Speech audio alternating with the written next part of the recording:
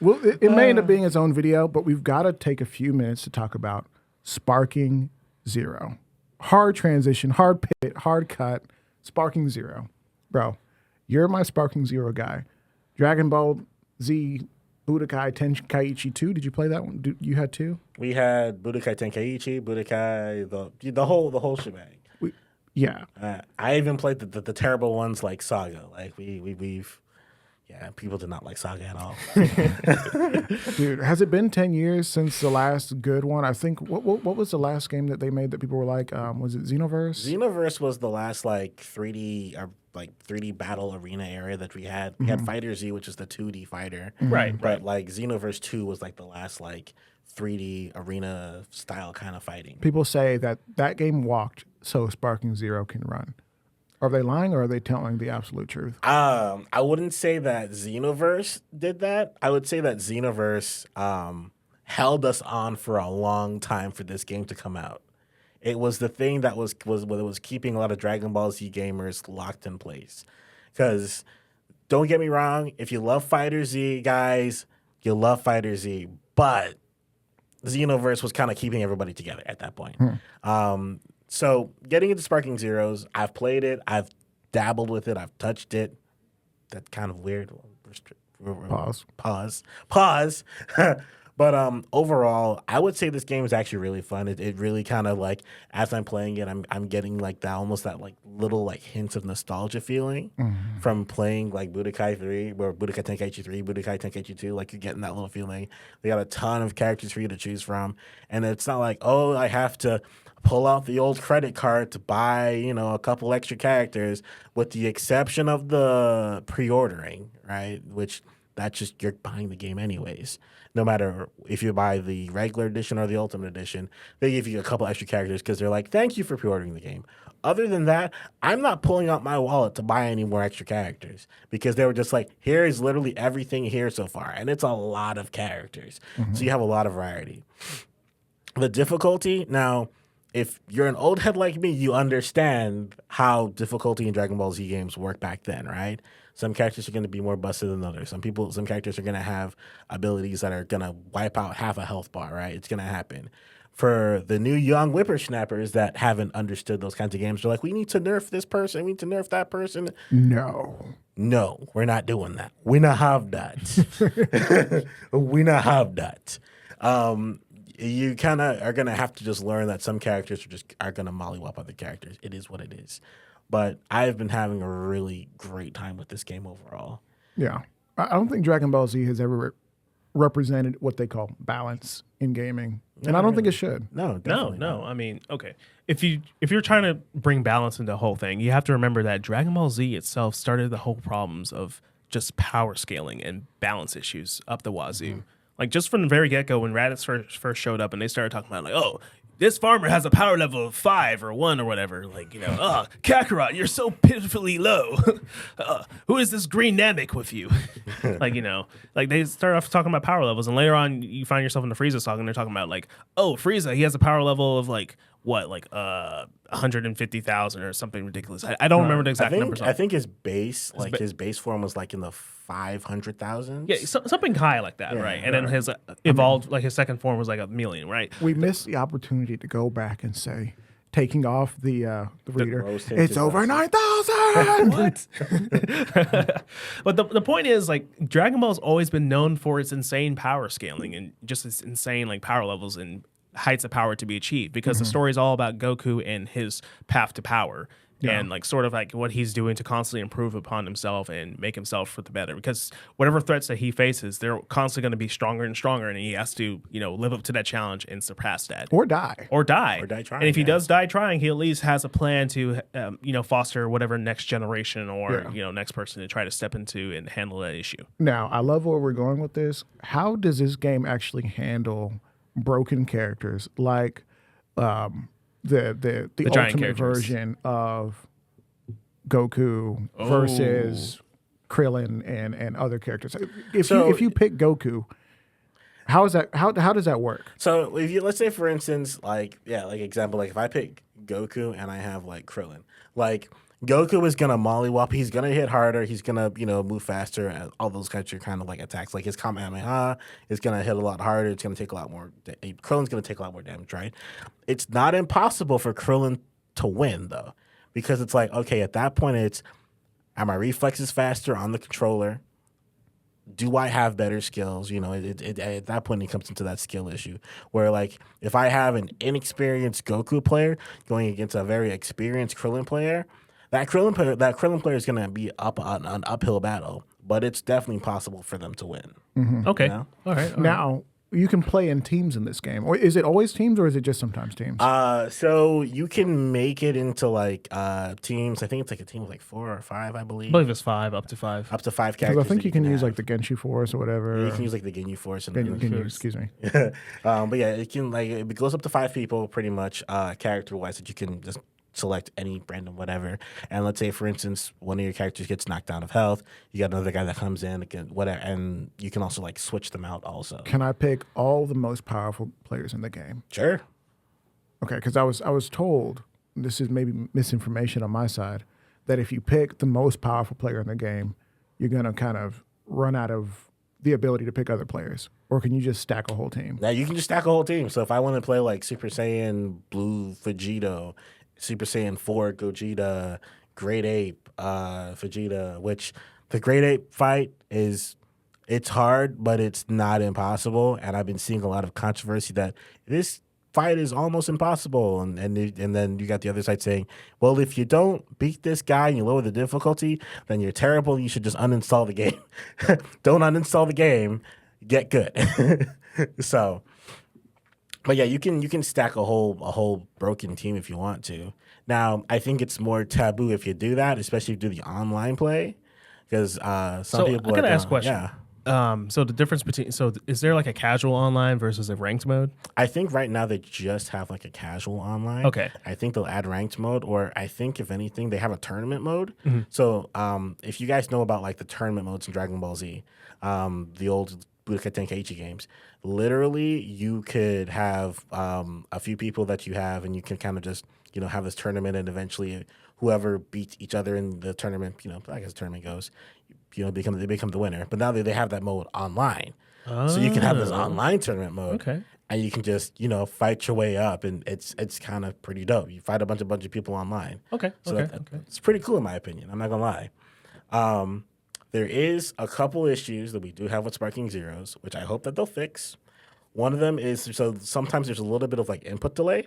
Oh, So- input delay. Ooh, Input that's not delay good. for a fighting game? I know, crazy. It's just like sometimes like I'll be like fighting, right? And I'll be like, okay, I'm punching and I want to do my special attack, right?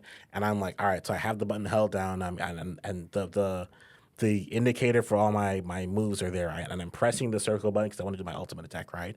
Or I'm pressing the triangle button because I want to do like my meteor crash or whatever, and I'm pressing it. And rather than me having the attack go through, instead I'm shooting my key blasts out. Because triangle is also key blast for if you're on PlayStation, right? And so I'm like, no, I'm pressing this and I keep tapping it, but it's like it just doesn't register sometimes. Interesting. So that's one of the downsides. I would say the other downside to Sparking Zeros, which I think they'll hopefully rectify, is there is no crossplay. That made me so mad because I was going to get it on Xbox. I haven't bought it yet. But I was like, oh, my Xbox collection is a little bit more complete than my PlayStation. I'll get it on Xbox. And then they were like, no. I'm like, well, I guess I got to get it on PlayStation. Yeah, so I will tell you this right now, right?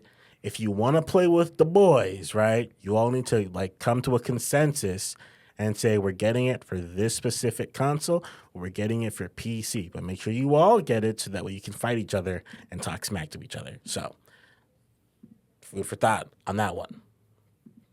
Absolutely. Okay. Well, There was one thing about Sparking Zeros that sort of overshadowed a different thing going on. So I don't know if y'all have been tracking, but Dragon Ball Daima, the new Dragon Ball animation brought to you by the late Akira Toriyama, has dropped. First episode. Was it a movie or It's season? a TV series. It's a show. So it's a show. So the first episode dropped, and let me tell you, it looks fantabulous. Like Toei, I don't know who they decided to sacrifice in order to make sure it looks like this, but Whoever it did, they need to continue sacrificing him, okay? Studio Mappa is gonna have them in their sights. Hey, listen. Keep Mappa away from him, okay? That's all I'm gonna say. That being said, like I really do hope that they lock in and continue to drop the same quality because they said, hey, we're taking the time to deliver this animation quality and it looks really good. Now, I will tell people, this one, the exact timeline's a little bit whack, but essentially think of it as the end of Z, and instead of going directly into Super, it takes an alternative path where the Demon Realm, essentially, they see that their king, Dabura, has been slain by Boo and the rest of the gang. And then later on, Boo also got slain by Goku and his squad, right? So now they're freaking out and they're like, man, we got to do something about these Z fighters. Otherwise, they're going to be a problem. They're going to eventually pull up on our block and, run the fate. And we don't want that, right? So they get the idea, hey, what if we use those magical orbs called the Dragon Balls? Hence, Dragon Ball, right? Mm-hmm. So they go over to planet Earth and they use the Dragon Balls to essentially turn all the Z fighters into children, like make them young. Now, I know what you're saying. It's just the same old song and dance of GT again. Like, oh, we're going back to the original Dragon Ball, making them kids again. Yes, however, let them cook, all right? Because GT walked so Diamond could run, all right? That's all I'm going to say. Okay, guess we got to tap in with it, give it a few episodes. Yeah, absolutely. How many episodes until it gets good? Okay. Here's the thing. Most people say 3 episodes. Because I'm a Dragon Ball fan, I'll give it 6 episodes. If it falls off by the 6th episode, then we're going to have some issues. I'll continue watching it, but at that point, it's going to be hate watching. No, don't hate watch. You hate watch and they get a second season. Hey, listen. At the end of the day, you know me. I'm a Dragon Ball fan. I enjoy Dragon Ball. That being said, Heroes can go somewhere else. Okay, I will say this. I like some of the characters in Heroes, but Heroes to me is what I believe most people think Dragon Ball is, which is like, oh, guys charge up, they get super strong, and they start beating the smack out of each other with 0 stories, 0 character development, 0 nothing. Heroes is just fan service. Yes, for absolutely. us to get the crazy things that don't happen in the actual anime, where we're like, hey, why can't Trunks go Super Saiyan God? Well, he will in Heroes. Yeah, exactly. And I think Heroes is perfect for that. That being said, I sincerely hope that, people don't continue to have that silly notion of that's all the Dragon Ball is about. Because if you think that's all the Dragon Ball is about, I highly implore you, go watch or even read the Dragon Ball manga and tell me that again. Because some of you, I know some of you have a little trouble reading, and that's okay. Don't worry. We'll walk you through that. Jeez, the hot take machine, cash money. I know some of you had trouble watching as well. That's okay. We'll walk through with that. There's tons of great creators out there who go over this content too. Like, especially if you're having trouble trying to understand some of the deeper concepts of Dragon Ball, because I know some of you probably think, oh, Dragon Ball is not that deep. Well, guess what? It was based off of the Journey to the West. And of course, naturally, if you have anything that's based off Journey to the West, it's going to have some deep mythology or some kind of depth. It's going to have some depth to it, right? Journey to the West is a big read. Like, you're gonna be sitting there doing a big read. So. Oh, absolutely. That being said, even though Dragon Ball is simplistic, I will give you that. It's very simple. That doesn't mean that it's not going to have any depth whatsoever. It just means that you have to pay more attention versus just seeing it being presented to you. Mm-hmm. I think, for example, Attack on Titan is a good example of a show that readily presents its complexity to you as it goes on. But Dragon Ball it's a more relaxed version of that, in the sense of hey, we're going to reserve some of the complexity stuff, and we're just going to tell you things that in a very simple manner, but you have to be paying attention, because if you're not paying attention, guess what? You're not going to understand why in the world did Goku give Cell a senzu bean. You're going to just think that, oh, that's a character assassination. Why would he do that? That's stupid, right? Mm-hmm. And I think that's some of the problem that we have with a lot of people. Like what you were just saying, a lot of people, they're watching stuff, they're playing games, they're watching series, shows. For example, people think that Goku's a terrible dad because they all seen just Dragon Ball Bridge, which, Team 4-Star, they're an amazing team, and they clearly love Dragon Ball enough to get a lot of people on board and to constantly. They even admitted that was one of their biggest mistakes is making Goku look like a terrible dad. Is he a perfect father? No. He's a perfect father to a certain degree. To a certain degree, right? But what's a perfect father? As the father in the room, what's a perfect father? Yeah, what is a perfect father? coming back from getting the milk. Yeah. Stop. I think it's, if you are the type of guy to die so that your son can kind of have a chance, you did something right. Now, it's complicated because Goku is kind of the himbo character of the series. Yes, with absolutely. the biggest heart. Yeah. He's a little bit slow sometimes. I think that's fair to say. Yeah, he takes certain things for granted at times, Right. but his heart's always in the right place. Right. And if someone were to be like, hey, like Chi-Chi gets on him all the time, right? Yeah. And I don't think he's really trying to just ignore her. He's trying to do the right thing, even when it's hard, even when it's inconvenient for him. He's I trying to do the actually right think thing. Goku might have autism. And I don't even mean that like as a joke Or like as a diss. or as like a diss. I think he just actually has autism. He just like he's got like his Saiyan biology and then he has autism. And it just went like that. Yeah. And there's a lot of people who operate not necessarily on an autistic level, because I think there's a lot of people claiming autism who don't have it, but they operate not on like a high, like ultra intellectual level. And a lot of things come to them and they're what you would call like a plain person. Say it to me plain. And if it's not plain, it's gonna go over their head. And they work really, really well in the things that they're good at. And they try to stay away from the things that they're not good at. Goku's kind of one of those guys where you should not ask him to work a desk job. He will lose his mind. Oh, absolutely. He's going to split his desk in half, and not because he's angry, but because something weird happened. And people are going to fire him because they think he's mad. And That's what I want to see now. I want to see like The Office, but it's Dragon Ball Z. You know, okay, I'll give you this. If there's one thing that Dragon Ball has always delivered on, it's filler episodes. And so much filler. dude, okay, so Are we gonna talk about it? Well, you know what? We're short on time, but Goku getting his driver's license is one of the best filler episodes ever. yeah, exactly. So now I really want to just see an episode where like Goku, Vegeta, Trunks and the gang. I know Gohan's gonna be perfectly fine, but he's gonna be Vegeta freaking on vacation. Wait, Dude. they already did that. Yeah, they did that already. But like, I know Gohan's gonna be the one freaking out. He's like, dude, like my dad's here, and the rest of these Saiyans are here. For some reason, like they are just not holding up well at all.